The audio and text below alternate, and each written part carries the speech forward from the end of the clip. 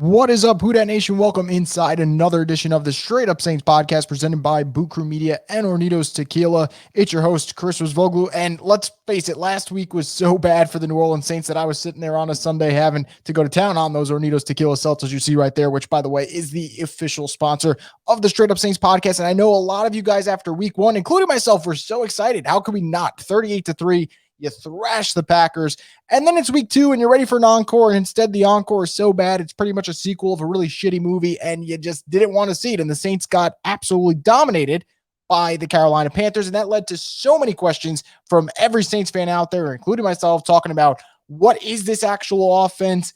Is the O-line all right? Is Jameis Winston all right? We're going to talk about all that in a little bit because I'm going to preview the Saints' upcoming matchup with the New England Patriots, which, by the way, should be a really fun one. And obviously, as always, if you guys are listening to the stream, drop in any comments, questions, concerns, jokes, whatever you want. I'll pull them up on the screen mid-show and obviously talk about it. But it should be really interesting to see how the Saints kind of, in a way, have to rebound and show what they're going to be at this juncture, because after a great game in week one and a terrible outing in week two, a lot of us are wondering, is this what the Saints are going to be? Well, I think we're going to find out in week three a little bit more. Is the fire out at the Superdome? That was something really insane that happened earlier this week. There was a fire. Thankfully, it's out.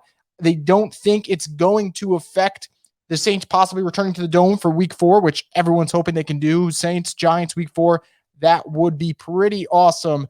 But before you get to week four, you got to get through week three, which, like I said, Saints, Patriots. And if the Saints are going to beat the Patriots, which everyone believes it's a slugfest, and by the way, guys, I also do believe it's going to be a slugfest, and I'll talk about that in a little bit, the Saints need to be healthy. And that was one thing the Saints were not against the Carolina Panthers. I know we talk about the coaching staff just being sick and them not having enough weapons on offense, which, by the way, are two major concerns. Thankfully, the former will be okay. I think the 10-day window for the Saints coaches is coming up, and I do expect a lot of them to be back against the Patriots. I can't just sit here and tell you that all of them will be back, but I expect a lot of the assistant coaches who are very important, like a Curtis Johnson, who's your wide receiver coach, to be back for the New Orleans Saints.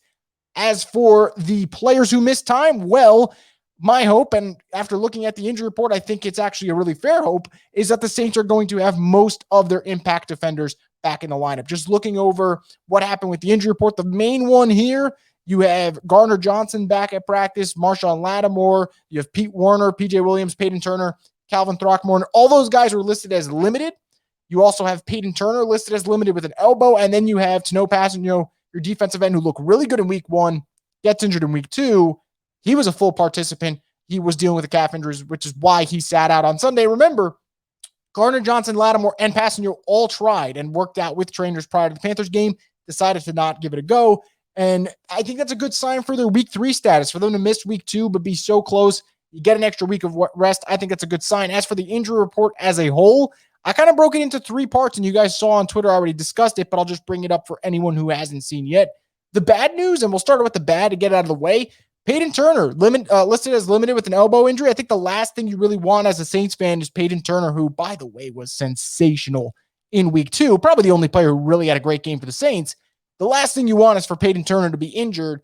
Hopefully, this is just a minor thing and you're almost monitoring this elbow injury and making sure it doesn't get worse. That would be the bad news. The really good news, Gardner Johnson, Pete Werner, Marshawn Lattimore, all listed at limited. That is fantastic news, especially for Gardner Johnson and Pete Werner.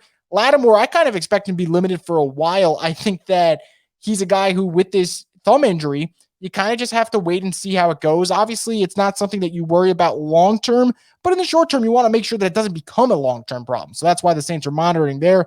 And then the great news, absolutely great news, Tano Passanio being a full participant at this rate. As long as he doesn't downgrade, I think it's pretty safe to say that he will be good to go for Sunday. If he's good to go, that gives you yet another pass rusher put in this rotation, which if the Saints are going to be dominant on the D-line, it's going to be because of their rotation. So you want Passanio to be healthy. As for Peyton Turner, I already see it for those who are watching the live stream and kind of put it in their thoughts over there. I really do believe that it's going to be the main conversation piece for a guy like Peyton Turner. It's not how good he can be, because through one game, we saw the pressure rate was through the roof, and I'll pull up a stat in a little bit. It's can he stay healthy? And a lot of you guys are hoping that he's not Marcus Davenport Jr., which if you look at their body sizes, they pretty much look like clones. I think Peyton Turner plays with a little bit more of a mean streak, though, which we kind of saw on Sunday against Carolina. And while I'm at it and talking about Peyton Turner, let me pull this up real quick because I thought it was so impressive. Mike Tannenbaum, who works for ESPN, he's a former GM for the Miami Dolphins, New York Jets. He put out the first round defensive ends, their pass rush production through 2 weeks. Peyton Turner, 6 pressures, 1 sack. That was in 1 game. For comparison, a guy like Jalen Phillips, 2 pressures, 0 sacks in 2 games. So I think that Peyton Turner absolutely, and I know it's just 1 game, but in that 1 game, if you're a Saints fan, you're just going off what you have and the production that you saw, you're like, man, I hope this guy is good to go, because this is a player who you can watch week in, week out and get really excited over. And just think about over the last 2 years, your defensive rookie of the years have been sensational pass rushers in 1, Nick Bosa, and 2, Chase Young. And I'm not saying that Peyton Turner is going to be one of those guys. But if you're a Saints fan and you're seeing Turner dominate from the first game that he ever plays, you can't help but wonder, man, what can this kid be? Because it's not like they were fluke plays. You can go watch the footage. He is just bull rushing over left tackles on the Carolina Panthers, and that is something that you just can't replicate. For you to just throw a veteran left tackle like a Cam Irving to the floor, I'm sorry, that's not a fluke. So I really do hope he's okay, and I am really, really, really interested to see what happens there. Now, I want to get over to the actual game plan side of things, because I think that is something that is going to dictate what happens between the Patriots and the Saints. And one of the main topics that's kind of been going on Twitter, and a lot of people DM me, and I decided not to tweet about it, because if someone DMs me at the Saints and then I tweet about it, I feel like they're going to think that I'm outing them, which is not the case at all. But I want to talk about it on the podcast. It's actually something that one of you guys brought up in the chat.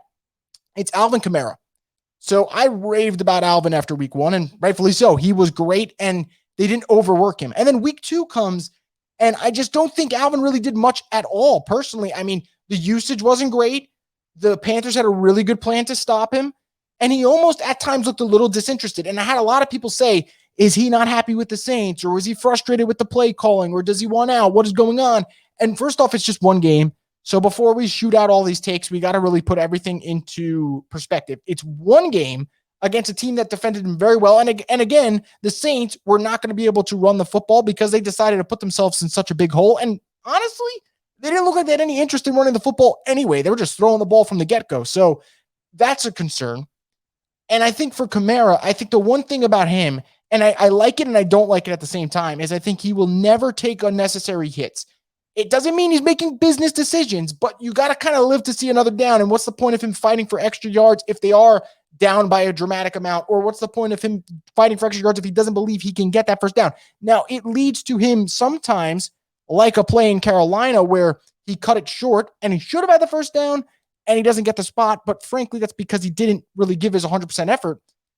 But on the other hand, you don't want Kamara getting hurt in a game you're getting blown out. So it's kind of a give and take with him.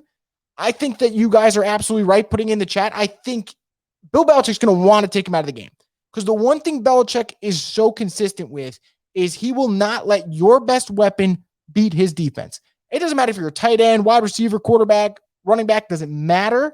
He is very hell-bent on that. Now, I do want to preface by saying the Jets kind of proved last week, albeit they got blown out, that the Patriots are not great at stopping the run. And I'm going to talk about that in a little bit because I think that's very important to this game.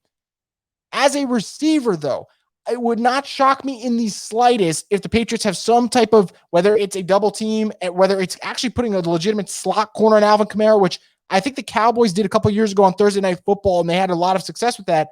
I think as a receiver, the Patriots are going to try and take Alvin Kamara out of this game. And that's important because that takes away your check down, that takes away your screen game, that takes away a lot of things from Alvin Kamara that he does so well. That doesn't mean he can't have a big game because, like I said, the Patriots can't stop the run, and I think that's something the Saints are going to have to exploit.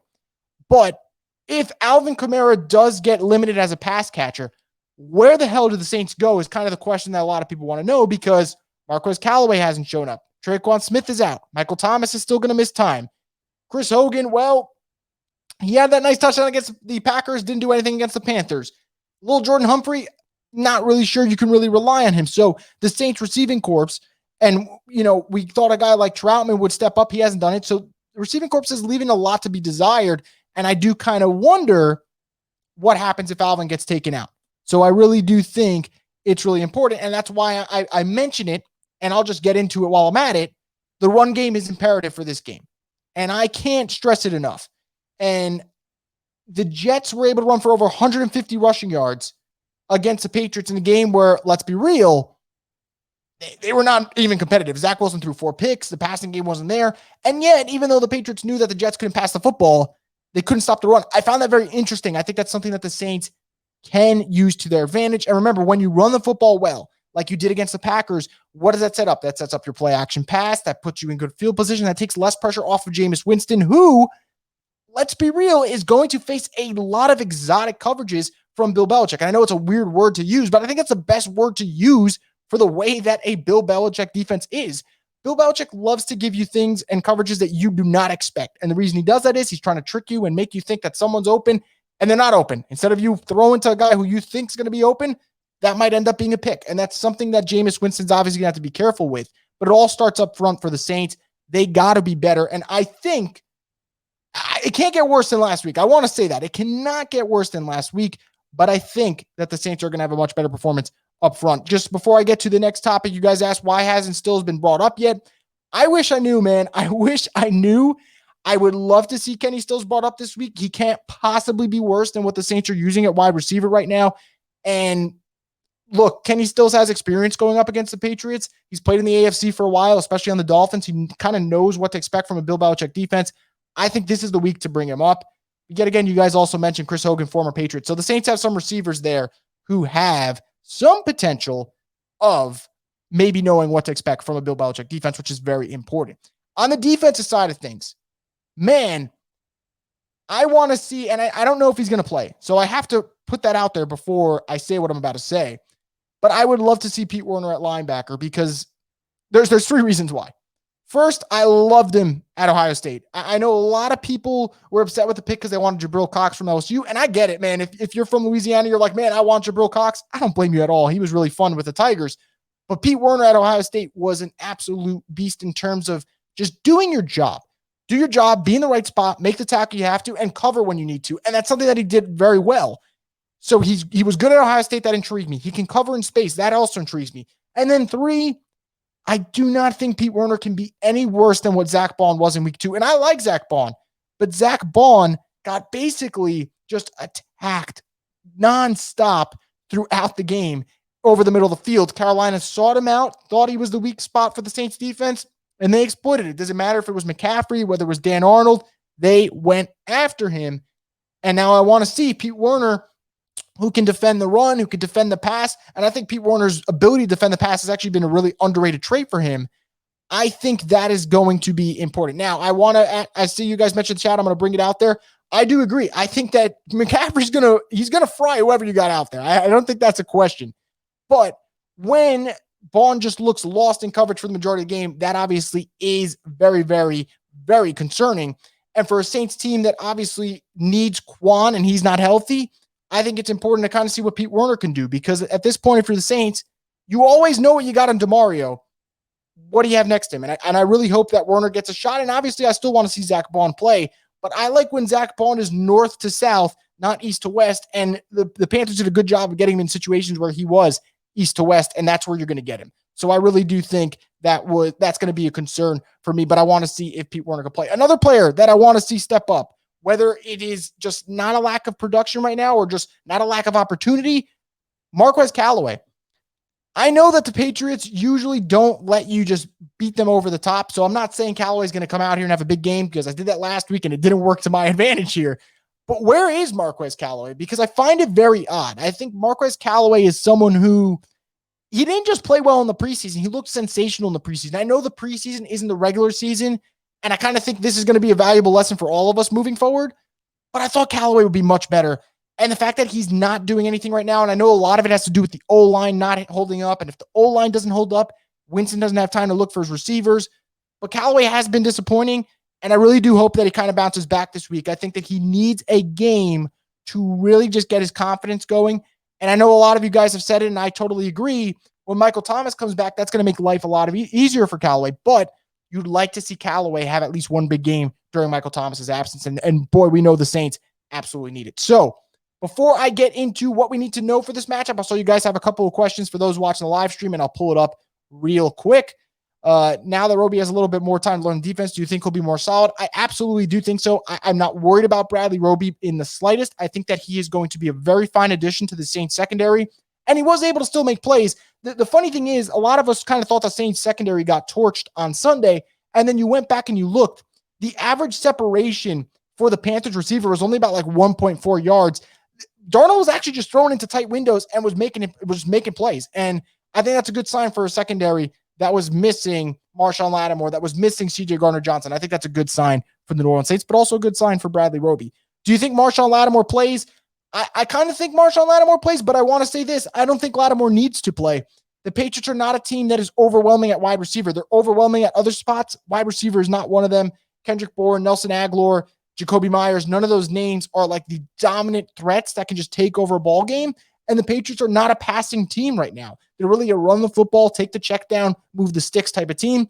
I don't think Lattimore needs to play, but I do think if Lattimore wants to play, he will, because I do think he's healthy enough to play. Now, I see one of you guys just thrown in there, but I need to know if you've seen Shang-Chi yet. Yes, I have. I thought it was awesome. Little Marvel sidetrack, but I have seen it. Probably should see it again. Maybe on Disney Plus or something when it comes out for sure. And yeah, Roby did absolutely look good. I think he's going to look even better with another week of preparation, another week to kind of just feel comfortable in Dennis Allen's system. Now, things to know about the Patriots-Saints game, because that's obviously important. You don't want to go into this game blind. You don't want to go into this game not knowing anything about the New England Patriots. I know you guys know about your New Orleans Saints, so let's look at the New England Patriots side of things. I think for this one thing to know that's really important is Mac Jones does not play turnover football. He just hasn't yet. He hasn't thrown an interception through 2 games. He's completed 73.9% of his passes. Mac Jones is all about efficiency and just kind of making sure the team stays on pace and on the right page. And he's done that. He doesn't really force the issue. He doesn't really look for something that's not there. And that's important. And why that's important is because the Saints are a team, at least through the first 2 weeks, they've actually forced turnovers. And it's going to be tough against a Mac Jones who doesn't really turn over the football. On the flip side, what could go to the Saints' advantage? Mac Jones does not stretch the field, or at least he hasn't stretched the field yet. Actually, and this stat actually kind of blew my mind when I saw it, he's averaging just 5.6 air yards per pass attempt. Now, I know us Saints fans absolutely despise air yards. I mean, I know I despise them. I feel like they were kind of made to attack the Saints for the last 3 years to say that they didn't move the ball with Drew Brees. I feel like that's what air yards were created for. But anyway, when it comes to air yards, Mac Jones is towards the bottom of the league. 5th lowest mark, actually, in air yards. So the Saints, maybe you don't have to worry about them stretching over the top of the field, which the Saints have done a good job at. You can knock the Saints defense for a couple of things here and there. They have not been beat on really big plays, which is something that they struggled with last year, the year before that, and they haven't done that yet. So that's kudos to Marcus Williams, kudos to Malcolm Jenkins. So I do think that the Saints, it's going to be a field position game, because you know that Mac doesn't like to turn it over, but you also know that he doesn't really like to just stretch the ball down the field. So it's going to come down to who has better field position, who's willing to take the field goals. It really is going to be one of those games where, I hate to say it, it's going to be a slugfest. It's going to be 19-16. It's going to be 20-17. It's going to be 16-13. I think it's going to be one of those games. I just find it very hard to believe that a Bill Belichick team, which has been playing really efficient on both sides, but not really stellar, and then a Sean Payton team, which is hot and cold, are all going to just come together and have some type of shootout in Foxborough. I don't see it at all. I just can't, especially when both teams are good defensively. So when I say it's field position, I mean it. It's absolutely field position. What else do you kind of need to know for this game? I think when you talk about a game that's all about field position, all about slugfest and defense, you need a reliable field goal kicker. You absolutely need one. The Saints didn't really get a chance to see if Aldrick Rosas can be that guy in week 2, because they only had 7 points on the board. And even when they were in field goal range, it was a pick here, it was a sack there. They didn't do their job to give Rosas a chance. Patriots, on the other hand, they got a reliable kicker in Nick Folk, who has not missed yet this season. He was really good against the Jets. I believe he had 4 field goals against New York last week.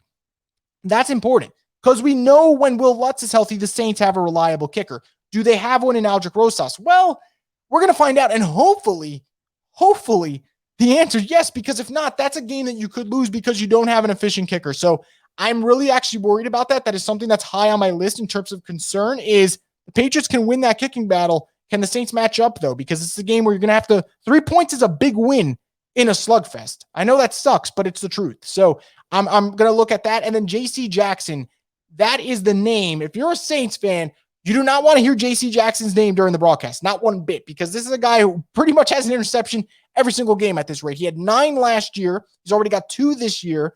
And this is a player who I know Stephon Gilmore's not there right now because of injury.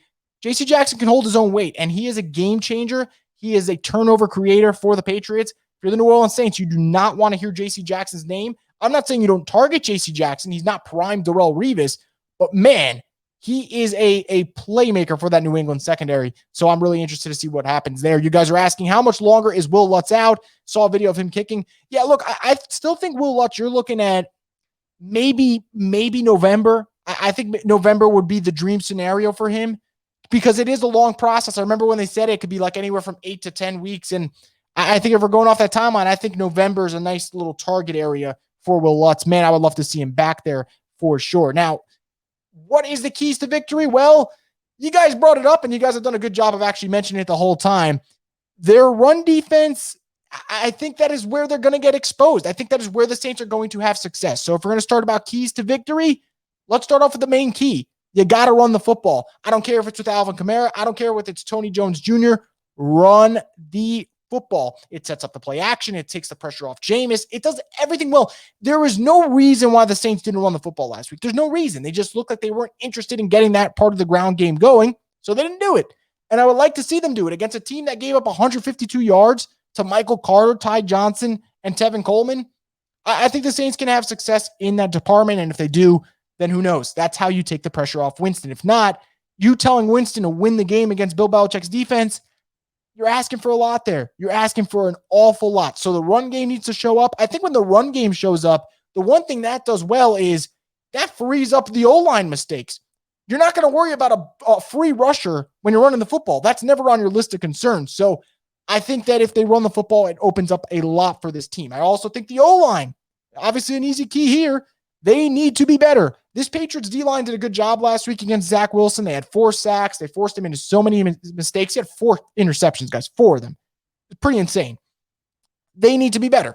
And I find it hard to believe that a Sean Payton-led team will have back-to-back bad performances on the O-line. I think they're going to be much improved. But it begs to ask the question that who was responsible for the miscues? Was Jameis not reading the blitz correctly? Was Cesar Ruiz not reading out the defense correctly? Because remember, when you're the center, there's a lot more on your plate than when you're the right guard. So I think that is very, very interesting. Does Ruiz even start at center this week? I think that's a question to ask. So I really want to see how this O-line holds up. I can't see them being as bad as last week. They need to be much better. I don't know if they can be as dominant as they were in week 1, but man, you can't be as bad as you were in week 2. And if they're just good enough, I think it opens up the run game, opens up a lot because you can't have this Patriots defense dictate the game. What you really want is the Saints defense to dictate the game. So that is important. So you guys asking, where's Will Clapp? He's injured right now. So that's not going to be an option for the Saints at the moment.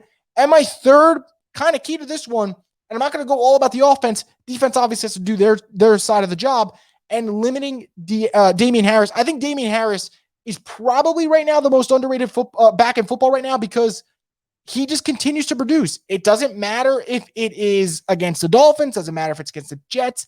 He's kind of pretty much the main cog on offense right now. He is the guy who gets the chains moving, who keeps the ball rolling, and kind of takes all the load off of Mac Jones in the sense that he doesn't have to feel about a 3rd and 10 or a 3rd and 8 or a 3rd and 13. They're in good yardage situations. So if the Saints can get out in front and limit Damian Harris's production, that's going to allow you to kind of pin your ears back as a pass rusher, get after Mac Jones, maybe force him into a 3rd and long. So stopping Damian Harris, getting your ground game going, and for the love of God, O-line protect. Those are 3 really, really big keys for this game.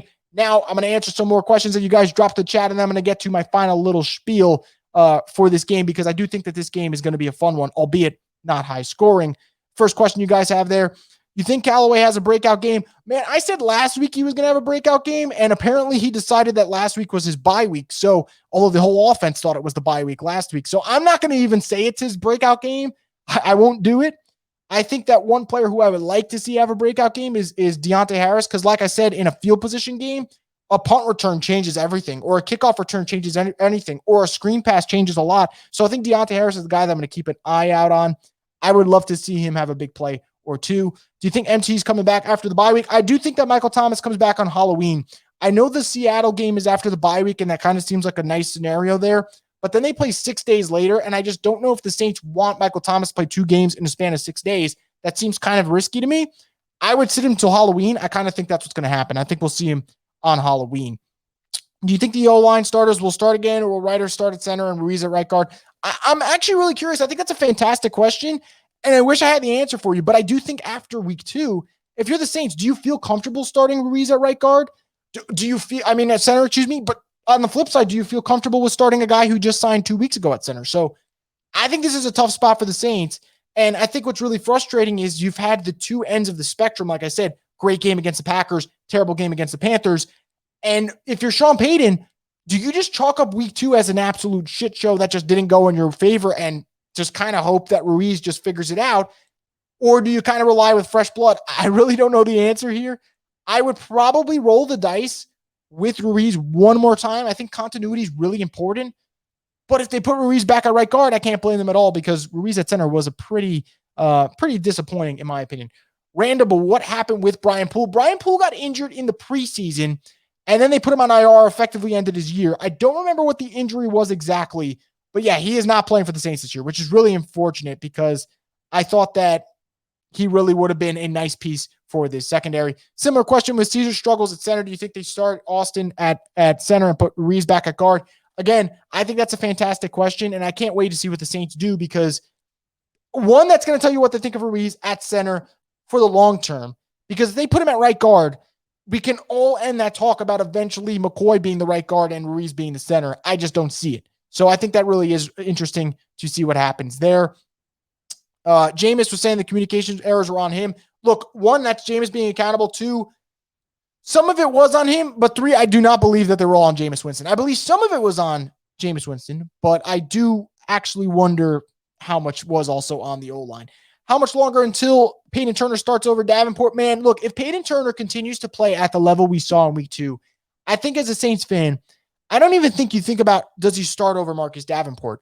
You think to yourself, is he your Cam Jordan replacement for the long term? And my God, I'm not going to say that would bring a tear to my eye, but that would make me so happy to think imagine, a lot of us Saints fans get on Cam Jordan's case. He's kind of reached that point of his career where he's on the downslope. Man, he was so good for the Saints for a decade. And if the Saints can find a defensive end to kind of replace that production for a decade, man, that changes so much. So in the short term, I absolutely believe that Peyton Turner can be a replacement for Marcus Davenport. But if he could be the Cam Jordan replacement, I think that would be really, really, really awesome for the New Orleans Saints. So since the Saints had their bye week already, shouldn't MT be back by now? Yeah, look, the Saints decided on week 2 the offense was getting a bye week. Don't know why, but that's pretty much what it looked like. It'll be really, really interesting to see. Our O-line depth is really thin, so we signed some help. They already kind of looked at help. I think that the fact that McCoy hasn't gone on IR, and I should have mentioned this at the top of the podcast, so I apologize for not doing so. McCoy not going on IR for me is a great sign that he'll be back sooner than it's expected, whether that's next week against the Giants, whether that's a following week against Washington. I think that if you're the Saints, if you put Eric McCoy on IR, he would have already been 2 games down after this week and then 1 more to go. And then if you don't do it, that kind of makes you think he's not going to miss 3 weeks. So I think McCoy is going to be back sooner than later for sure. Ruiz has a lot of experience at center besides last season, so I think he'll be fine. I would love to think that. He didn't show it last week. He showed it in week 1, though. We'll see what happens. Week 3 is going to be interesting for him. Non-Saints related question, your favorite MCU character? Well, since you said MCU, I am going to go Thor, because I really liked what they did with him in Ragnarok, Infinity War, and Endgame. However, if you're just saying Marvel character in general, I'm a big Spider-Man guy. I'm also a big Deadpool guy. Those are kind of like my top 2. I do also love Daredevil. I'm a sucker for basically anything Marvel, but MCU, I'm going to go Thor. Are you going to fly to Seattle for the game? Probably not. I do not want to have my ears blown off and a potential loss by that fan base, but I will be probably live streaming that game, to be honest. Big Fish has played horrible. Our tight end position continues to disappoint. Yeah.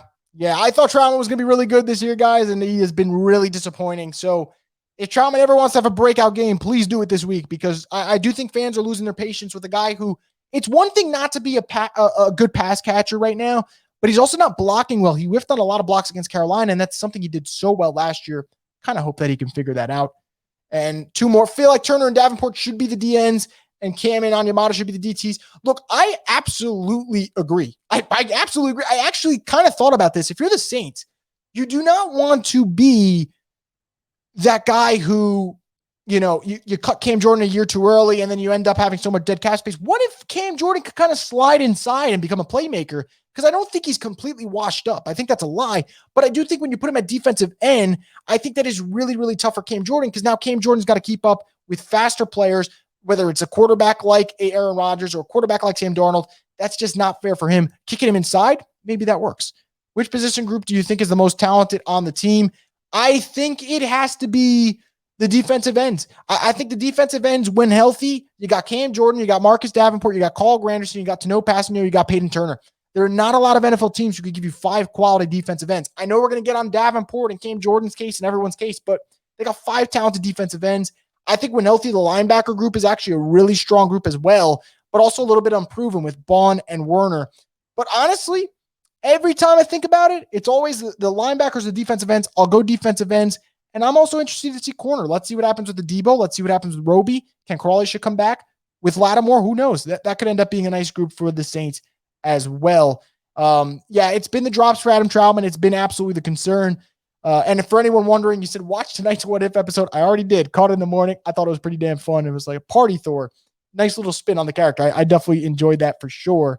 And yes, I do agree. The safety position, I don't know if you guys heard, I did a podcast this week for Full Press Saints with my guy Alec, and he asked me what is one takeaway for the Saints positive from week 2.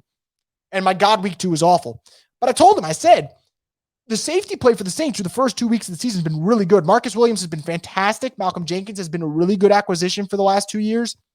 I love this safety group. They don't have the depth necessarily, but if you consider Gardner Johnson as a safety, then yeah, I think that group deserves to be in the mix for which position group do you think is the most talented on the team. Now, before I wrap this up, guys, which by the way, I love all the comments and questions you put in there. I really do greatly appreciate it every single week. So as long as you guys are going to be in here, throw them in there. I'll mention whatever you guys put up. I'll put on the screen and we'll chat. I really do appreciate it. Before I do that, though, I want to have my final little take here on this Saints-Patriots game. And I do wonder what happens here. So besides the X's and O's, because I could rattle off the air yards, I could rattle off the run game for both sides. I could rattle off so many stats here, but I think at the end of the day, football is kind of like, what is the mindset for that day? What is the mentality that players have going into this one? And I thought about this yesterday. I kind of thought about it throughout the week because I see the Patriots media keeps talking about it. Next week, New England plays Tampa Bay. Week 4, Sunday Night Football, Tom Brady's homecoming to New England. You know that game's going to be talked about, and rightfully so. The storyline writes itself. But I just can't help but wonder because the media is constantly asking the Patriots coaches and the Patriots players about next week's game. Before you get to week 4 to play the Buccaneers, Patriots, you got to play the Saints. And I just can't help but wonder what if they do overlook the Saints. I think that actually does obviously greatly help the Saints. And I'm not saying that it will happen because Bill Belichick is one of the best, if not the best coach in the NFL. But you can only control so much as a coach. And there's got to be some guys on the Patriots who are looking at week 4 because, man, they would love to beat Brady. That would be a statement to a guy who just won the Super Bowl, left them, went in Tampa Bay. I'm not saying the Patriots are going to overlook the Saints, but I'm also not saying they're not going to overlook the Saints. If you get what I'm saying, I really do think that this is a factor here, and I think you'll find out early. I think the Saints come out and get at a hot start and they get a little bit of a lead, whether it's a quick 7-0 start or a quick 10-0 start. I think you can kind of be able to read if the Patriots looked ahead. Now, that gives them time to come back and win that game, but I think for the Saints, you kind of want to start quick, and if they do, I can't help but wonder if that plays a factor. I do think that I've seen it before. I think with Belichick, the odds of it happening are way less than if it was a different team, but let's not act like us Saints fans have never been victims of looking ahead.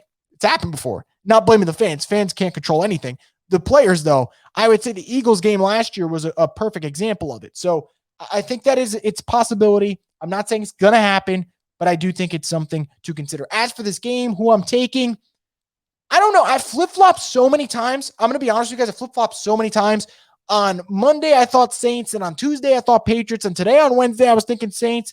And I kind of put it this way. If the Saints just do a good job of just controlling field position and making their field goal attempts, and the second one is the biggest one here, I think the Saints win 19-16. I really feel that way. However, if they're not kicking well, I think the Saints are going to be the team that ends up on the losing end by 3 points. I know that's such a cop-out, but I really do feel that way. I really do think if the Saints and Aldrich Rosas is kicking well, I think they win this game by a field goal. I think they're a better team than the New England Patriots. I do think that the Patriots, granted, are 1-1 just like the Saints, struggled against Miami and beat a Jets team where Zach Wilson threw 4 picks. So how are you not going to win when Zach Wilson throws 4 picks? So I really do think that the Saints have a very good shot to get back on track here and win that game. But field position is going to be paramount, and being able to convert on your scoring opportunities even greater. And I want to see the tone the Saints set. They do a really, really good job of setting the tone early. And you can tell when the Saints are invested on just dominating on the ground, and you can tell when Sean Payton has no interest in running the football. After having no interest in running the football last week, I can guarantee you the Saints are going to run the football with purpose this week, and I think that's really important. Now, before I bounce, I see you guys have some kind of questions and comments here, so I'm going to pull them up on the screen for about 2-3 more minutes, and then we'll bounce here, but let's get to them. I saw a Saints fan post on Twitter a while back, if Winston was to throw for 5,000 yards, 35 touchdowns, and 12 INTs and lead us to the NFC title game, do we pay or franchise tag him? Here's my belief on this Jameis Winston thing. If those are the numbers, I probably pay him, but I just don't think those are going to be the numbers. I don't know. And the reason I say that is I think that this Saints offense is not going to be that explosive. I just don't see it. If those are the numbers, though, yeah, you'd probably pay him, because if those are the production and the stat line for Jameis Winston, then, man, there's probably a lot of big games that are to come this season, and that would be really great. And remember, he's only 27, and it's his first year starting for the Saints. That would be really encouraging. I don't know if that's going to happen. I would probably lean towards it's not going to happen. And I'm still under the belief the Saints don't currently have their quarterback of the future on the roster, but there are 15 games left, and those are 15 opportunities for Jameis Winston to prove me wrong and prove everyone wrong. And that's good. So I want to see what happens, but it all starts Sunday against New England after a rough start. Can Jameis Winston bounce back? I think he can, but he's got to show us that he can. Shout out to my guy Ryan over here in the chat. I absolutely see him. And yeah, red zones, look, touchdowns are going to be important. Absolutely important. But at the end of the day, in a slugfest, 3 points are going to be important too. And I think the most, the really, really crucial thing here is the turnover battle. Can the Saints take care of the football? Didn't do that last week. Did it against the Packers. If they take care of the football, whether it's a field goal or a touchdown, as long as they're putting up points, I think they'll be able to win this game for sure. Hard to hear that. The explosive offense was a lot of fun to watch. I love explosive offense. I love it. Give me great offense over great defense. But I think right now, what the Saints are currently constructed, I think the Saints are really a defensive team who have an offensive genius at coach. And that's where they will have some explosive games, but it's not going to be that consistent because they are lacking talent. I do think Michael Thomas coming back would change a lot for the Saints, but right now he's not here. So we kind of just have to live with what's going on there. You guys put it in there, and I just got to mention it. I'm glad you guys said it. Taysom Hill looked really good against the Panthers, and I do absolutely think it's time the Saints use a little Taysom Hill, because not only does Taysom take pressure off Jameis Winston, Taysom's the one dude, regardless of the score, just got energy. And you don't have to like Taysom Hill, but man, you got to respect him. And especially in that kind of gadget role, whether he's running the football or being a receiver or being the H-back, I think he's a tremendous piece to the Saints team. And you're asking if the Saints are going to believe the top set, are they going to be a top 7 team in the NFC? They're going to be a top 7 team in the NFC. They're going to need Taysom Hill to start playing a little bit too and getting more snaps, because I think Taysom, regardless of what you think about him as a quarterback, as a football player, it's pretty damn good. Last thing, and I'll wrap it up here. I wonder if Kenny Stills plays this week. I would hope he does, because they need pop. They need some type of burst, and they just need some energy in this offense. So I think that, in my opinion, maybe he plays, but I really am not. I don't want to make any promises, because he didn't play last week, although it was his first week back. But I think the Saints can use some burst. I would love to see Kenny Stills on this offense. I lied. I'll do one more just because you guys put it in there. If we ever traded for Mims, do we still trade for draft Olave? I would absolutely draft Olave regardless. That is my guy. He's one of my favorite prospects at Ohio State. Now, granted, it's all circumstantial. Who knows what the Saints are going to need more? They definitely need receivers, though. I can't stress that enough. I would absolutely love seeing Chris Olave on the New Orleans Saints, though. And I do agree, and I'll wrap it up with this, guys. Week 1 was rough. Week 1 was great. Week 2 was really rough. If you're the New Orleans Saints, week 3 is where you kind of show people what's the answer. You're not as good as you were week 1. You're not as bad as you were week 2. But what's the middle ground for the New Orleans Saints? A win over the Patriots, regardless of what the scoreboard would look like, would shut up a lot of people, because this is a Patriots team that a lot of people are thinking is a wild card playoff team. You beat them on the road, and then you come back to New Orleans to face a bad Giants team for week 4, that's how you build momentum. That's how you become a really good team in the NFC. That's how you potentially get a wild card spot, maybe even compete for the division. But it all starts week 3. Saints got to bounce back. They can do it. I don't know if they will, but they definitely have the potential to do it. If they're kicking well, I say the Saints win 19-16, but we'll see what happens on Sunday. I appreciate you guys all coming in the chat. I hope you guys have a great rest of your week. I will be live tweeting this game, and I'll be on the Straight Up Saints podcast live streaming right after the game's over. Fingers crossed it's a victory, but we'll kind of see what happens. But I'm hoping the Saints can improve to 2-1. Really appreciate you guys. I'll talk to you guys soon. Let's go Saints.